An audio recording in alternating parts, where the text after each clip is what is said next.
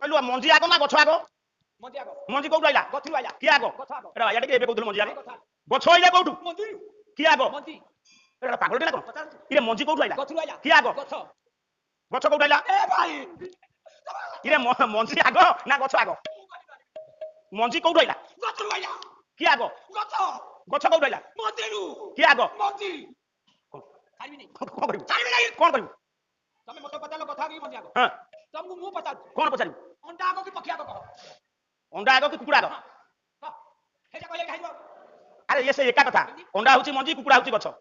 ତୁ କଣ ମୁଁ ତତେ ପଚାରିଛି ଗଛ ଆଗ ନା ମଞ୍ଜି ଆଗ? ନାହିଁ ତାର ହାଇ ଛାଇ ହୋ ନାଇଁ ତାର ଆଇ ଛାଇ। ଇ ପୁଅ ଆଜି ଅଧାରୁ ଛାଡିବୁ ତୁ ଧରିବୁ କେଡେ ଦାଣ୍ଠା ମୁଁ ତତେ ଦେଖିବି। ଏଟା ଖାଦ୍ୟ ଖାଉନେଇ ପାଲା ଗାଇବ କଣ? ପୁଅ ଶୁଣୁ କହିଲା ଇଏ ଦୟାଳୁ ଜନର ଦୟା ସବୁଠାରେ ମଣିଷର ଦୟାଳୁ ଗୁଣ କୋଉଠୁ ଶିଖିବ ମଣିଷ? ଶୁଣୁ ସମେ ହୁଏ ଭିତରି ତ ଭଲାରେ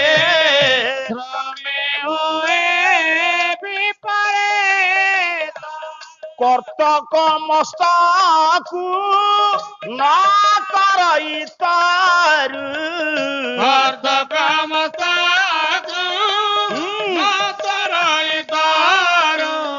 ଆଉ ଏ ସ୍ୱଚ୍ଛାୟା ପସାରି ତ ଭଲାରେ ଆଉ ଏ ସ୍ୱଚ୍ଛାୟା ଯେତିକି ଆପଣ ମାନେ ବସିଛନ୍ତି ସବୁ ଶୁଣନ୍ତୁ। ପିଲାମାନେ ଗୋଟେ ଗଛକୁ କର୍ତ୍ତନକାରୀ କର ତିଆଳି କି କୁରାହାଡି ଧରିକିରି ଜଣେ 75 ଭାଗ କାଟି ସାରିଲାଣି। ସେ ଗଛର ଶତ୍ରୁ କିଏ? ସେ ଗଛ ତା ଉପରେ ଛାଇ ଦେଇନି ଦେଇଛି ନା ନାଇଁ? କିନ୍ତୁ ଆମକୁ ପଦେ କଥା କିଏ କହିଲେ ଆମେ ସହି ପାରିବାନି। ଗଛକୁ ହାଣୁଥିବା ଲୋକ ଉପରେ ଗଛ ଛାଇ ଦେଇଛି। ଗଛ ଠାରୁ ଦୟାଳୁ ଏ ଦୁନିଆରେ କେହି ନାହିଁ। ମଣିଷ ଭିତରେ ଦୟା ଗୁଣ କେମିତି ଆସିବ? ମଣିଷ ଶାନ୍ତିରେ ଥିଲେ ସିନା ଦୟା କରିବ। ମୁଁ ଅଶାନ୍ତିରେ ଦିନ କାଟୁଛି, ମୁଁ ପରକୁ ଦୟା କେମିତି କରିବି? ଶାନ୍ତି ଖୋଜିଲେ ବଜାରରେ ମିଳୁନାହିଁ। ଆମେ ନିଜେ ନିଜର ଶାନ୍ତିର କାରଣ, ଅଶାନ୍ତିର କାରଣ। ଯଦି ସତ୍ୟକୁ ଜଣେ ରକ୍ଷା କରିଛି ଶାନ୍ତି ତା ପାଖରେ ଆସି ପହଞ୍ଚିବ। ଅସତ ମାର୍ଗରେ ଅନ୍ୟାୟ ମାର୍ଗରେ ଅନ୍ୟକୁ ଠକି ଟଙ୍କା ରୋଜଗାର କରୁଥିବା ଲୋକକୁ ରାତିରେ ନିଦ ନାହିଁ। ସତଟା ଆଇଲା କୋଉଠୁ? ସତ ମାର୍ଗରେ ଜଣେ ଶାଗ ପଖାଳ ଖାଇଲେ ବି ରାତିରେ ସେ ଆନନ୍ଦରେ ଶୋଇବ। ଆପଣଙ୍କ ପରିବାରରେ ଆପଣଙ୍କ ଭିତରେ ଯଦି ଶାନ୍ତି ଅଛି ଆପଣ ମତେ ଦୟା କରିବେ। ଆପଣ ନିଜେ ଯଦି ଅଶାନ୍ତିରେ କାଳ କାଟୁଛନ୍ତି ଅନ୍ୟ ଉପରେ ବିରକ୍ତି ହବା ବ୍ୟତିରେକ ଦୟାଟା ଆଇଲା କୋଉଠୁ? ପୁଅ ମୁଁ କହିଥିଲି ସେଦିନ ଆଜି ବି କହୁଛି, ଶିବ ବିଷ ପିଇଥିଲେ କେହି ଦେଖି ନାହାନ୍ତି। କିନ୍ତୁ ପ୍ରତ୍ୟେକ ମଣିଷ ଓଡିଶାରେ 4.5 କୋଟି ମଣିଷ 24 ଘଣ୍ଟା ଭିତରେ 21,600 ଥର ଅଙ୍ଗାରକାମ୍ଳ ବିଷ ତ୍ୟାଗ କରୁଛନ୍ତି। ତାକୁ ଗ୍ରହଣ କରୁଛି ଗଛ।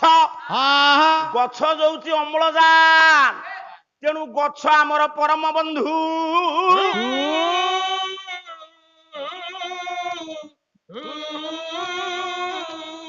ଗଛ ନଥିଲେ ପରିବେଶ ଠିକ ରହିବନି। ଗଛ ନଥିଲେ ବର୍ଷା ହବନି। ଆଉ ସାଡକୁ ଯିବି ନେଇ। ଇଏ ଗଛ କହିଲେ ମୁଁ ଯୋଉ ଗଛକୁ ଆଜି ଆଣିଛି ତୁ ଭାବୁଛୁ ତ ବାରିଆଡ ଚାକୁଣ୍ଡା ଗଛ? ନାଇଁ ନାଇଁ, ଏମିତି ଗୋଟିଏ ଗଛ ତା ଗୁଣ ଶୁଣୁ। ତା ପୂର୍ବରୁ ତତେ ଗୋଟେ କଥା ପଚାରିବି, ତୁ ଖୋର୍ଦ୍ଧା ଜିଲ୍ଲା ପାଳିଆ, ଛାତିରେ ହାତ ବାଡା ନା ଠିଆ ହ। କହିଲୁ ମଞ୍ଜି ଆଗ ନା ଗଛ ଆଗ? ମଞ୍ଜି କୋଉଠୁ ଆଇଲା? ଗଛରୁ ଆଇଲା। କିଏ ଆଗ? ଗଛ ଆଗ। ଏଟା ଭାଇଆ ଟେକିରେ ଏବେ କହୁଥିଲୁ ମଞ୍ଜି ଆଗ। ଗଛ ଆଇଲେ କୋଉଠୁ? କିଏ ଆଗ? ଏଟା ପାଗଳଟେ ନା କଣ? ଇରେ ମଞ୍ଜି କୋଉଠୁ ଆଇଲା? ଗଛରୁ ଆଇଲା। କିଏ ଆଗ? ଗଛ। ଗଛ କୋଉଠୁ ଆଇଲା? ଇରେ ମଞ୍ଜି ଆଗ ନା ଗଛ ଆଗ? ମଞ୍ଜି କୋଉଠୁ ଆଇଲା? ଗଛରୁ ଆଇଲା।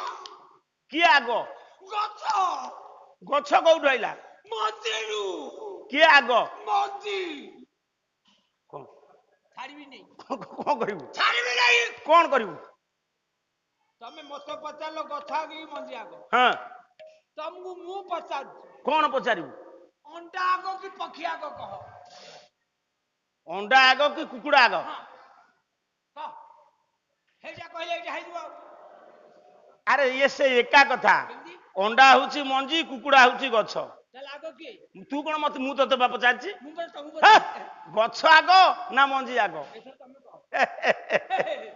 ମୁଁ ଯଦି ଆପଣ ମାନଙ୍କୁ କହିବି ଗଛ ଆଗ ଆପଣ ମାନେ ମତେ ପଚାରିବେ ଗଛ କୋଉଠୁ ଆଇଲା ମୁଁ ଯଦି କହିବି ମଞ୍ଜି ଆଗ ଆପଣ କହିବେ ମଞ୍ଜି କୋଉଠୁ ଆଇଲା ନା ଆଗ କିଏ ନା ଯୋଉ ଗଛ ମଞ୍ଜିରୁ ସୃଷ୍ଟି ହେଇନି ଯୋଉ ଗଛ ଯୋଉ ଗଛକୁ କେହି ଲଗେଇ ନାହାନ୍ତି ସେ ଗଛକୁ କେହି ପାଣି ଦେଇନାହାନ୍ତି ନା ସେଇ ଗଛ ଆଗ ଲେଖିଲେ ଭୀମ ଭୋଇ କଣ କହିଲେ ଭୀମ ଭାଇ ଭୀମ ଭାଇ କଣ ତ ବଡାପା ପୁଅ ଭାଇ ଭୋଇ ଭୋଇ ଦିଲ୍ଲୀ ସୂଚନା ଭବନରେ ତାଙ୍କ ଲେଖା ସ୍ଥାନ ପାଇଛି ଗୋଟିଏ ପଦ ଲେଖିଲେ ଅନ୍ତର୍ଜଗତରେ ଜାଗିଲା ବିଶ୍ୱ ପ୍ରେମ ଆଜ୍ଞା ତାଙ୍କରି ଛାୟା ପଡିଲା ଗୋପବନ୍ଧୁଙ୍କ ଉପରେ ଅନ୍ତର୍ଜଗତରେ ସୃଷ୍ଟି ହେଇଥିଲା ବିଶ୍ୱ ପ୍ରେମ ଏ ପୁଏ ଭୀମ ଭୋଇ କହିବେ ସେ ଗଛ କିଏ ଅରୂପ ବ୍ରହ୍ମ ସେ ଏ ଭାଇଙ୍କ ପୁଅ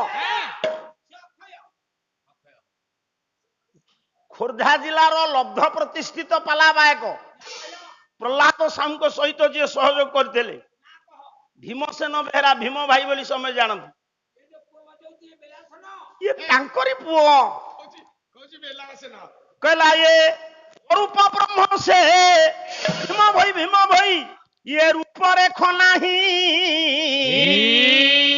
ନାହିଁ ତାର ହାଇ ଛାଇ ହୋ ନାଇଁ ତାର ଛାଇ ହୋ ନାଇଁ ତାର ଛାଇ ଜନ୍ମ କାଳରୁ ଇଚ୍ଛାରେ ବଢି ହେଲୋ! ଜନ୍ମ କାଳରୁ ଇଚ୍ଛାରେ ବଢିଛି ଜନ୍ମ କାଳରୁ ଇଚ୍ଛାରେ ବଢିଛି ଜନ୍ମ କାଳରୁ ଇଚ୍ଛାରେ ବଢିଛି ସେ ଆହାର ପାଣି ନ ପାଇ ଓ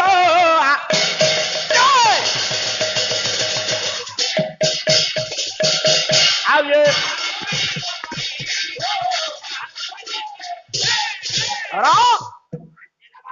ପାଟି କନା ସେ ତ ଘାଣ୍ଟିବ ତୁ କାହିଁକି ଆଇଛୁ ଚୁପ୍ ହେଇବ ତମ ଖୋର୍ଦ୍ଧା ଜିଲ୍ଲାରେ ମୁଁ ଜଗତସିଂହପୁର ମୋ ସାଙ୍ଗେ କାହିଁ ଅଛୁ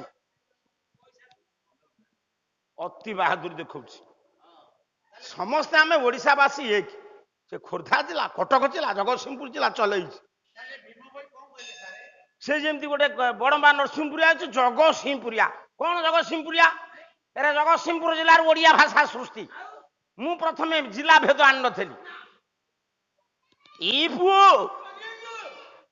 ଭୀମ ଭୋଇ କହିଲେ ଯୋଉ ଗଛ ମଞ୍ଜୁରୁ ସୃଷ୍ଟି ନୁହଁ ସେ ଗଛର ରୂପ ନାହିଁ ରେଖ ନାହିଁ ଆଦି ନାହିଁ ଅନ୍ତ ନାହିଁ ପିତା ନାହିଁ ମାତା ନାହିଁ ସେ ଗଛକୁ କେହି ଲଗେଇ ନାହାନ୍ତି ସେ ଗଛ ନିଜ ଇଚ୍ଛାରେ ଉଠିଛି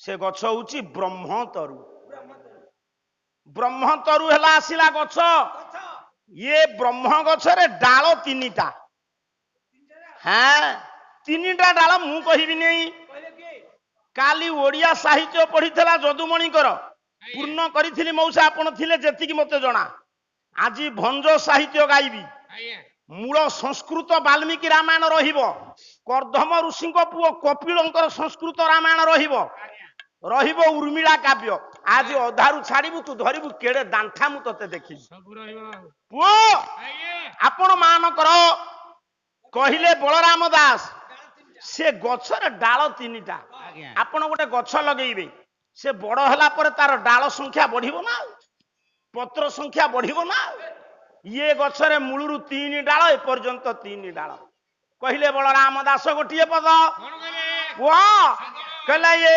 ବାବୁରେ ସକଳ ଦେବ ଗଣ ମିଶିବ ଗୋବିନ୍ଦ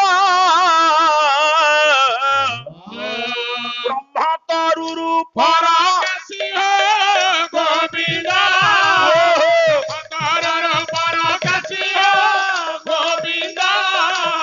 ବ୍ରହ୍ମ କିରେ ଚମତ୍କାର ବାୟକ ବାୟକ ବାପା ମେଡିକାଲ ରେ ପଡିଛି ପଳେଇଲା ଆଜ୍ଞା ଇଏ ପୁଅକୁ ସାଧୁବାଦ ଜଣାଉଛି ମୁଁ ଆଶୀର୍ବାଦ କରୁଛି ଇଏ ବାୟକ ପରିବାରର ପୁଅ ଏ ଦିନେ ନା ଦିନେ ଭବିଷ୍ୟତରେ ତା ଦାଦିର ନାଁ ରଖିବ ଇଏ ର ଗୋଳମାଳ କନା ଇଏ ବିଶ୍ୱ ବ୍ରହ୍ମାଣ୍ଡରେ ଚଗଲ ମଗଲ ହନା ଯେତେ କୀଟ ଠାରୁ ବ୍ରହ୍ମ ପର୍ଯ୍ୟନ୍ତ ସମସ୍ତଙ୍କ ଭିତରେ ଭଗବାନଙ୍କର ସତ୍ତା ଅଛି କିନ୍ତୁ ବ୍ରହ୍ମ ଗଛରେ କ୍ଷେମେନ୍ଦ୍ର କହିଲେ ତିନୋଟି ଡାଳ ବ୍ରହ୍ମା ବିଷ୍ଣୁ ମହେଶ୍ୱର ର ତୁ ଖା ଗୁଣ୍ଡି ମୁଁ କହୁଛି ଆପଣ ମାନଙ୍କ ମନରେ ସନ୍ଦେହ ସୃଷ୍ଟି ହବ ଦେବତା ମାନଙ୍କ ଭିତରେ ରାଜା କାହିଁକି ଇନ୍ଦ୍ର କାହିଁକି ଡାଳ ନହେଲେ ଅଗ୍ନି କାହିଁକି ଡାଳ ନହେଲେ ଦେବଗୁରୁ ବୃହସ୍ପତି କାହିଁକି ଏ ଗଛର ଡାଳ ନହେଲେ ବ୍ରହ୍ମା ବିଷ୍ଣୁ ମହେଶ୍ୱର ହେଲେ ନା ବ୍ରହ୍ମା ବିଷ୍ଣୁ ମହେଶ୍ୱର ପ୍ରଥମେ ସୃଷ୍ଟିକି ଆସିଲେ କାହାଠାରୁ ନା ନିରାକାରଙ୍କ ଠାରୁ ଗୋଟିଏ ଶ୍ଲୋକ ଗାଉଛି କବି ହେଲେ କାଳିଦାସ ବହି କୁମାର ସମ୍ଭବ ମହାକାବ୍ୟ କହିଲା ନମ ସ୍ତ୍ରୀ ମୃତ ଏତୁଭ୍ୟଂ ପ୍ରାକ ସୃଷ୍ଟି କେବଳ ଆତ୍ମନେ ଗୁଣତ୍ରୟ ବିଭାଗାୟ ପ୍ରସାଦ ଭେଦ ମୁପେୟୁଷେ ସୃଷ୍ଟିର ପ୍ରଥମେ ଥିଲେ ଅନାଦି ସାର୍ ମାନେ ଶୁଣନ୍ତୁ ନିରାକାର ନିରଞ୍ଜନ ସେଇଠୁ ତିନୋଟି ଗୁଣ ସୃଷ୍ଟି ହେଲା ସତ ରଜ ତମ ସେଇ ତିନି ଗୁଣରୁ ଜନ୍ମ ନେଲେ ବ୍ରହ୍ମା ବିଷ୍ଣୁ ଶିବ ଆଗ ବ୍ରହ୍ମା ବିଷ୍ଣୁ ଶିବ ନା ଆଗ ଇନ୍ଦ୍ର ତେଣୁ ଏ ବ୍ରହ୍ମ ଗଛର ଡାଳ ହେଲେ ବ୍ରହ୍ମା ବିଷ୍ଣୁ ମହେଶ୍ୱର ର ଗଛ ଆଇଲେ ବ୍ରହ୍ମ ଗଛ ଡାଳ ଆଇଲେ ତିନି ବ୍ରହ୍ମା ବିଷ୍ଣୁ ଗଛରେ ଥାଏ କଣ କିନ୍ତୁ ଏ ଗଛରେ ମାତ୍ର 4ଟା ପତ୍ର 5 ହଉ ନେଇ କି ଝଡୁ ନେଇ ଇଏ ଗଛରେ ପତ୍ର କଣୁ ନେଇ ଝଡୁ ନେଇ ସେ ପତ୍ର ପ୍ରମାଣ ଦେଲେ ଛତିଆ ମଠ ବାବାଜୀ ହାରିଦାସ ମହାପୁରୁଷ ଯୋଉ ଛତିଆ ଅଞ୍ଚଳର ବରିଷ୍ଠ ଗରିଷ୍ଠ ଗାୟକ ନିରଞ୍ଜନପୁରରେ ଅନେକ ବର୍ଥର ପାଲା ଗାଇଛନ୍ତି ଭାଗ୍ୟର ବିଡମ୍ବନା ସେ ଦୁର୍ଘଟଣାରେ ଆଖି ବୁଝିଦେଲେ ଇଏ ହଉଛନ୍ତି ତାଙ୍କର ସଙ୍ଗୀତ ଆମର ଇଲାନା ସେ ଗୋଟିଏ ପଦ ମୁଁ ଆପଣ ମାନଙ୍କୁ ଶୁଣାଉଛି ତାଙ୍କରି ବଂଶଧର ହରିବନ୍ଧୁ ଦାସ ଲେଖିଲେ ଇଏ ବ୍ରହ୍ମ ଗଛରେ ପତ୍ର କେଇଟା 4 ବେଦ ଯେ ଇଏ 4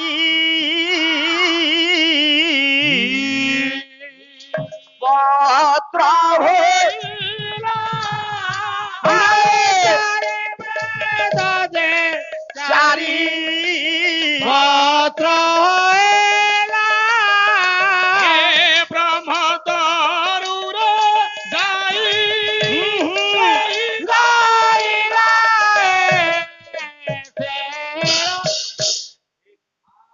4 ବେଦ ହଉଛି ସେ ଗଛର 4 ପତ୍ର ମଉସା ରୁକ୍ ସାମ ଯଜ ପିଲାମାନେ ସବୁ ମନ ଦେଇ ଶୁଣ ଗଛ ଆସିଲେ ଡାଳ ଆସିଲେ ପତ୍ର ଆଇଲେ ସେ ଗଛରେ 2ଟା ଫୁଲ ଦିଟା ଫଳ ଫୁଲ ନାହିଁ କବି ଲେଖିଛନ୍ତି ଫୁଲ ନାହିଁ ପୁଣି ଆଉ ଅଲଗା ଗଛ ଆଇଲେ ଫୁଲ ଆସିବ 2ଟା ଫଳ ଗୋଟିଏ ଫଳ ଦିନରେ ଫଳୁଛି ସେ ଫଳ ଝଡି ପଡୁଛି ଆଉ ଗୋଟେ ଫଳ ଫଳିବ ସେ ସକାଳକୁ ଝଡି ପଡିବ ଫଳର ସ୍ୱାଦ 6 ପ୍ରକାର ଏ ଗାଁର ଅନେକ ବାବୁ ମାନେ ଆମକୁ ପକୁଆ ଆମ୍ବ ଦଉଛନ୍ତି ଯୋଉ ଗଛର ଆମ୍ବ ଫଳର ଯେମିତି ସ୍ୱାଦ ସେମିତି ନା ଗୋଟିଏ ଗଛର ଆମ୍ବ ଫଳର ସ୍ୱାଦ 6 ପ୍ରକାର ହବ ର ବେଲ ଦଉଛନ୍ତି ଇଏ ଜଟ ବାବୁ କାଲି ଇଏ ଛେନା ବେପାରୀ ସାରା ଓଡିଶାର ମନ୍ତିଛନ୍ତି କାଲି ଶ୍ରଦ୍ଧାରେ 2ଟି ପୋଡ ଆମ ପାଇଁ ଗୋଟିଏ ଇଏ ନୃସିଂହତା ପାଇଁ ଗୋଟେ ସେଇଟା ହଜମ କରିପାରିବନି ତାକୁ କାହିଁ ଦଉଥଲ